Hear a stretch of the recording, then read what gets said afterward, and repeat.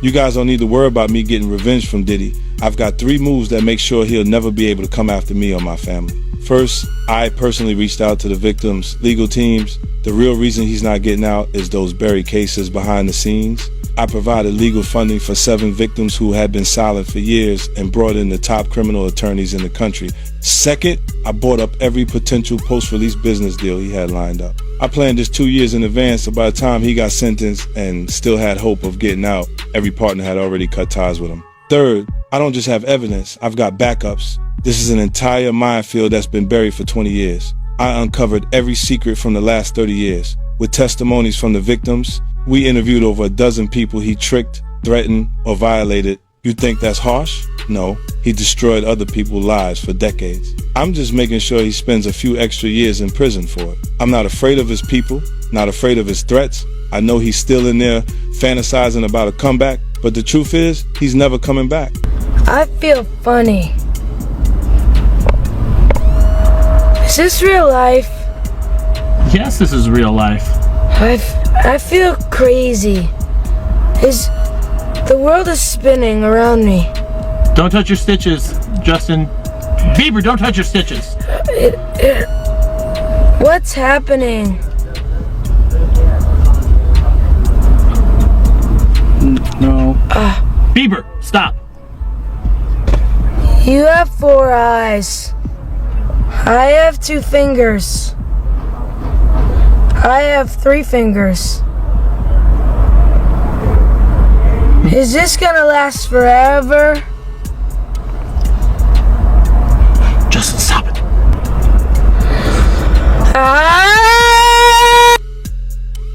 Yeah, you pressing Bieber? Yeah. Yo, what's up? Like, I'm calling you, ain't answering. Yeah, that was low. That was weird, That was crazy. That was weird. They did not run through Bieber. There was... Why you not answering your phone? Like, yo.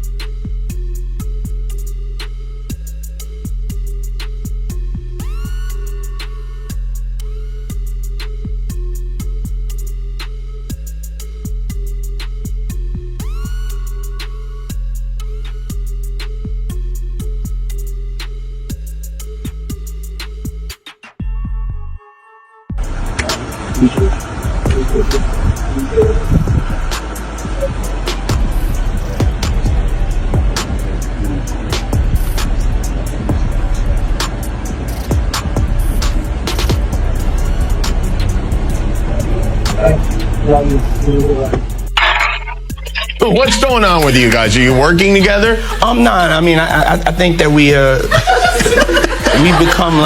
become friends in a strange way, you know. Like Robin Big. Yeah. It's like exactly. I'm big and you're Robin. Yeah. No, I mean, to a lot of us, he's like a little brother. You know what I'm saying? He's not afraid to call and ask for advice. He's somebody that, in the industry-wise, the record industry is a strong family, and he's somebody that, you know, we definitely have our arms around, and we want to protect him because he's such genuinely a nice person. Besides his talent, you know what I'm saying? He's one of the greatest kids that you could ever know. Justin,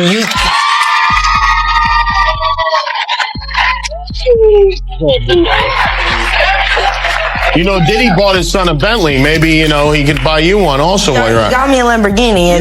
Oh, well, that's nice. I haven't gotten it yet, though. Yeah, I know. When is that coming, that Lamborghini? We talked about this last He time. had the Lamborghini for a day or two, and he had access to the house, and he knows better than to be talking about the things that he does with Big Brother Puff on national television. For years, the industry treated warning signs as background noise. Awkward moments were dismissed. Uncomfortable clips became memes. Serious questions were quietly sidelined. Now, with 50 Cent's documentary pushing old conversations back into public view, past details are being reconsidered and long-ignored whispers are resurfacing. The center of the renewed scrutiny is Sean Diddy Combs, one of music's most influential figures, and the broader environment of young artists navigating intense pressure and influence. The discussion extends beyond viral content or gossip. It focuses on power structures, silence, and how difficult truths can remain buried when too many people look away. And now when we doing, we can't really disclose but it's definitely a 15-year-old's dream.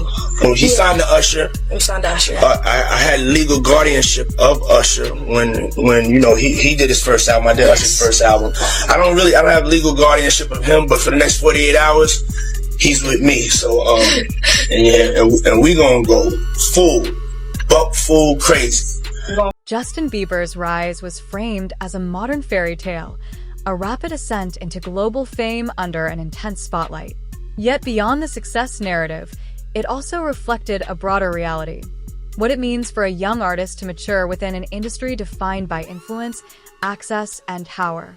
Archived interviews and past public moments have reignited discussion about how emerging talent is sometimes introduced to adult spaces quickly, often amid unclear boundaries and substantial pressure.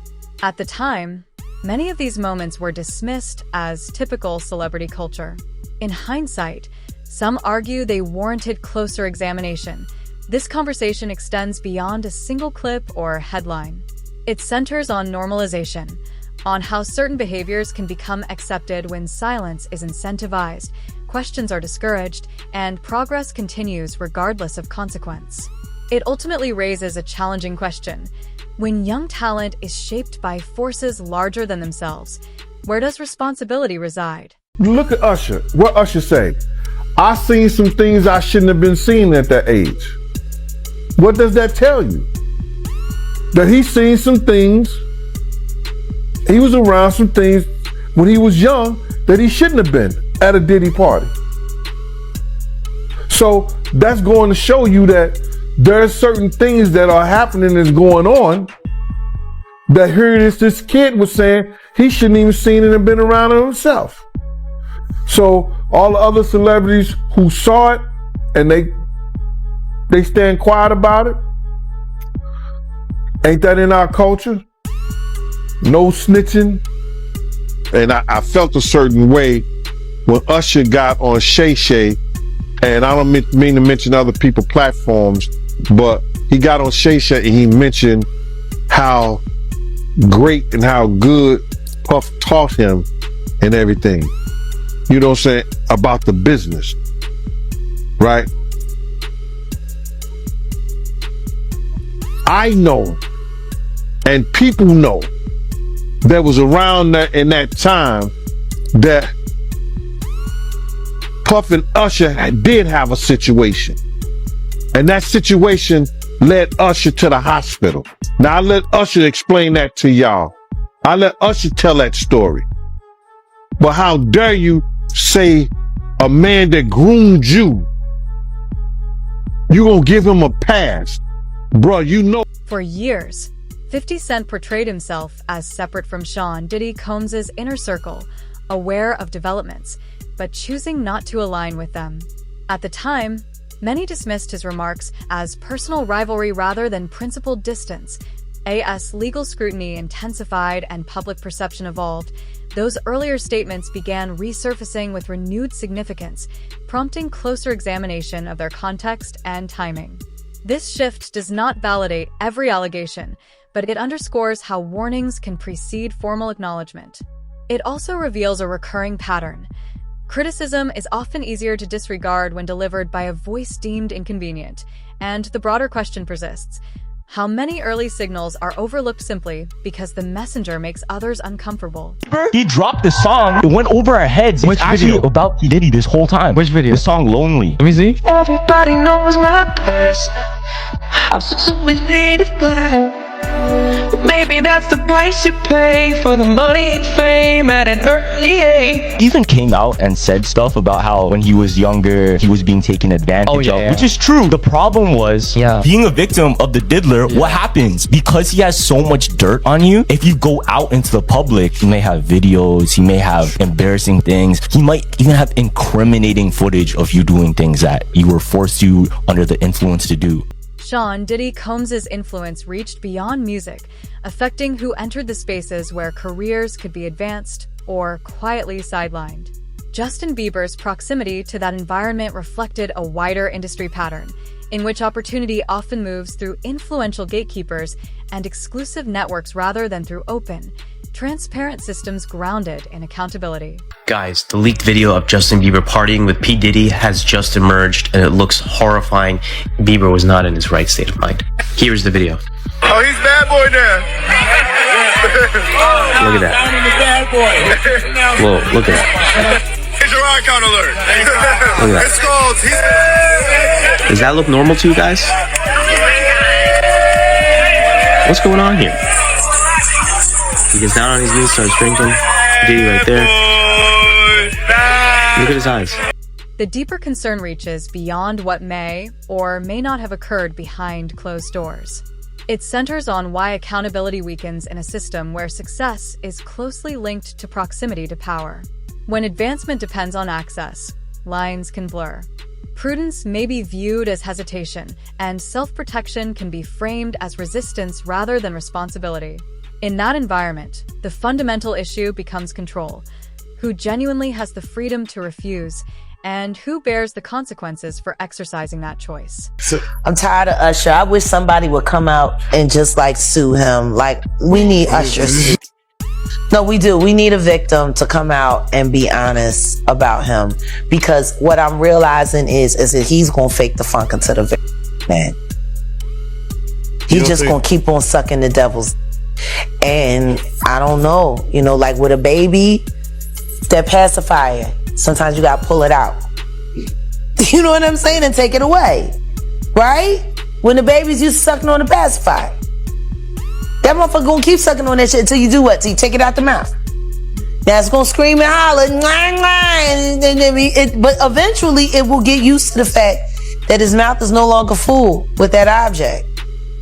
And that it's time to just, you know, learn how to live without it. He been sucking on Diddy's dick a long time. It's time for him to learn how to make this thing happen without the devil's dick in his mouth or ass. Oh, you don't think if he sued, he'll just Lil Woody the situation? And I don't recall. I don't recall. No, because I think if a victim comes out against Usher, it'll show how egregious this shit is. Because if he can be a predator, then anybody can be a predator. Long before Justin Bieber became a global figure, Usher spoke about entering Sean Diddy Combs' circle as a teenager. He later reflected on how that period introduced him to adult pressures at a very early stage of his career. That context matters because it speaks to precedent, not conjecture. When similar themes surface across different eras, the narrative shifts from coincidence to structure. Influence and trust appear to move forward without substantive reform. If discomfort was acknowledged in one generation, the unresolved question is why meaningful change did not follow before another young artist walked a similar path. Not seeing that boy that got rushed to the hospital. They're not seeing what the intentions was in his heart when he took Justin Bieber there. No.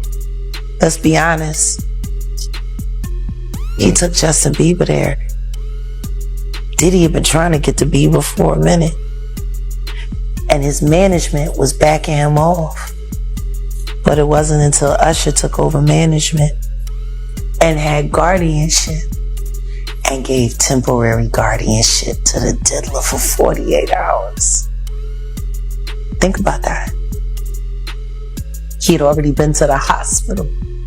That situation that Gene was talking about. And you still took Bieber there. But you got custody of him first. Diddy had already tried. They wouldn't let him.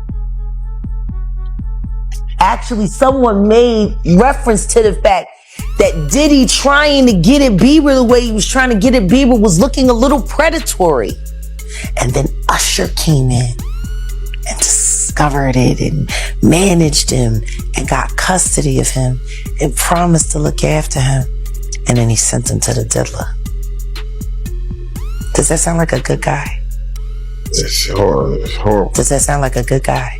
Now that we know what Diddy's really like. What kind of fucking asshole do you gotta be to take another boy, another talented boy, and put him in your place so it ain't gotta be you. As scrutiny around Sean Diddy Combs intensified, many former allies stepped back into silence, while 50 Cent became increasingly vocal, drawing attention to what appears to be an unwritten industry rule. Speaking out can strain powerful relationships. Remaining silent can help preserve them. Over time, loyalty and self-preservation begin to blur. This dynamic seems less about fear and more about strategy, a space where honesty often competes with career longevity. And when silence feels like the safer choice, one pressing question remains: can genuine accountability truly exist in such an environment? Usher look like he fresh off a goddamn plane. Usher fresh off the guard stage. That's my brother right here from day one. We used to wake up and, pause, but like just back in the days when he was like 10 and I was a little bit older, his older brother, we used to fight over the Frosted Flakes. You know what I'm saying? Before pause was invented. You know what I'm saying? But it's my brother for real. We used to actually wrestle off of the Frosted Flakes because he used to always get up early. Now he's one of the richest stars in the world. And what did Puff just say? Nobody's gonna acknowledge this for me. Puff just said we used to wrestle over the Frosted Flakes, and we're streaming live. That was stupid. Listen, that was stupid. Listen, having a good time. Usher is a procurer. And if Usher knew what was gonna happen to any of those young children that he took to the Flavor Freak off, is he a good guy? Especially considering what happened to him. Especially considering that he sat with Howard Stern, and Howard Stern said, would you send your kids to Puffy's Flavor Camp? And his immediate response was, hell no! So it's good enough for everybody else's kids, but it's not good enough for you. Yours are just good enough to die in Lake Lanier with no real investigation. Got it? Like, these aren't good people! All right, Jeff. He's not good! He's a... And the simple fact that Justin Bieber literally made a public statement and said, Usher asked me to do the Super Bowl with him and I turned it down. Run for the hills. Why would he turn it down? Who turns down the Super Bowl? Justin Bieber has never publicly accused Sean Diddy Combs of criminal misconduct. However, his later reflections on anxiety, instability, and emotional burnout add important context to a broader conversation. He has described experiencing intense pressure at a young age, navigating environments filled with adults who had competing priorities, and managing overwhelming success without the support structures necessary to safeguard his well-being. Those realities do not offer simple conclusions, but they complicate surface narratives and underscore the challenges of maturing rapidly in a space where personal protection was not always clearly prioritized. Yeah, she's crazy. She's a superstar. Superstar, right? So, yeah. So you're there and you see her and you see the way she's reacting to you.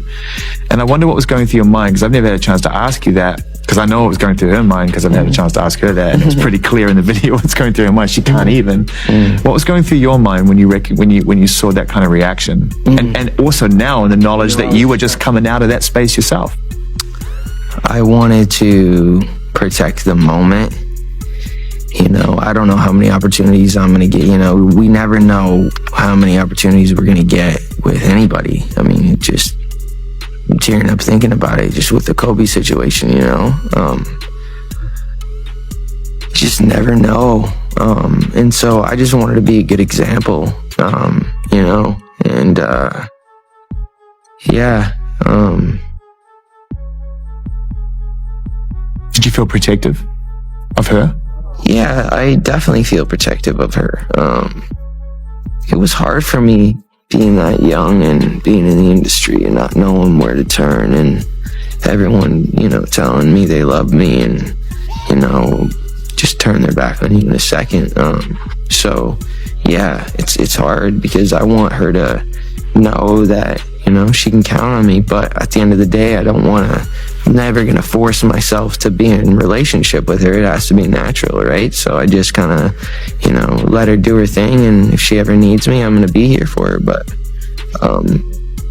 yeah, just protecting those moments, because people take for granted encounters, and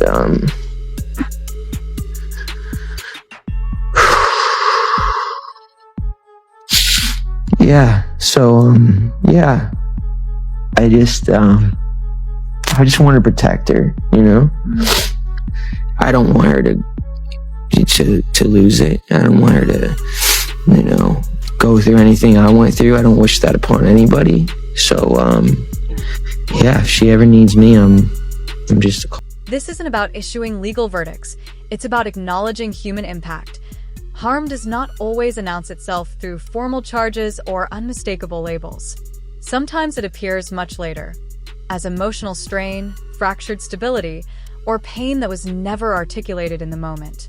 When pressure and exposure are embedded within a system, consequences can build gradually rather than erupt through one defining event, and that raises a difficult question. If the underlying issue is structural rather than singular, why do we wait for one explicit accusation before recognizing that something deeper may have gone wrong? Justin Bieber, and he was talking about Billie Eilish. And he was like, he was broke, almost in tears. He's like, I just want to protect her. I just want to keep her safe. Yeah. What do you think he went through? Because he knows what's been happening to Billie. Just like everybody knew what was happening to Millie Bobby Brown girl with Drake. These people are monsters. He ran into Dapper Dan in Harlem, and they asked him what he thought about what was going on with Diddy and if he knew Diddy. And I love Dapper Dan for this. He said, I grew up with his parents. I knew his parents. He said, and what's going on with him has been going on long before him. Now, his father was a government snitch and a bad actor in the criminal world altogether. The woman that they're saying is his mother was a prostitute, no whore. But there's whispers in the streets of Harlem that Diddy's mother isn't alive. Not his biological mother, but that woman is his aunt. Whoa. There are whispers. Wait a minute. There are whispers.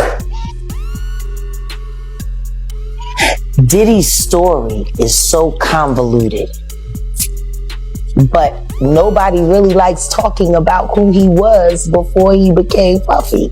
Nobody, like, I would love if I could be granted an interview with him.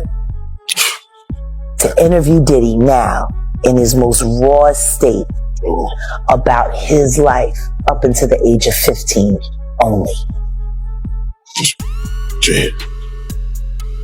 We got to learn how to stop making Diddy's. What made him him? Now, his pedigree comes from rat background. His father was a rat, snitch, not revered. He turned on Frank Lucas, who was the king of Harlem.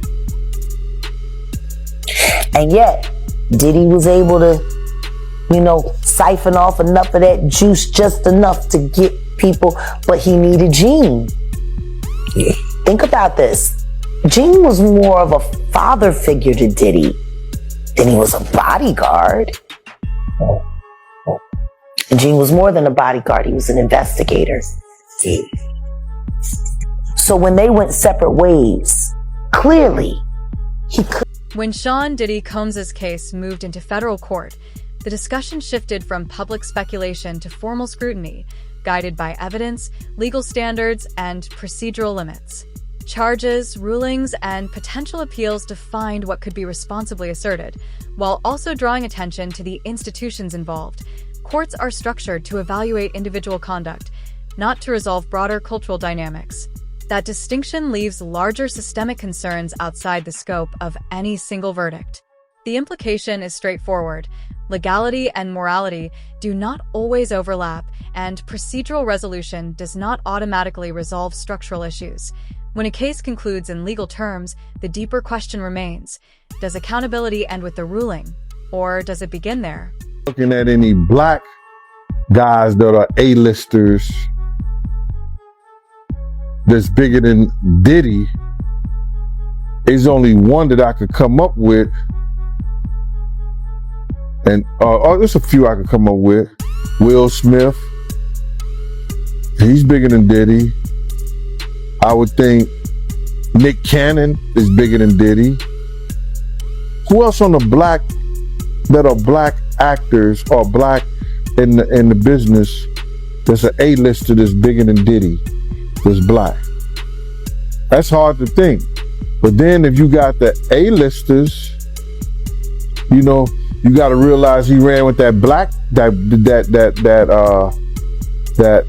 Rat Pack, and I don't want to even say their names because they said I got their names wrong last time. What's his name? Kushner.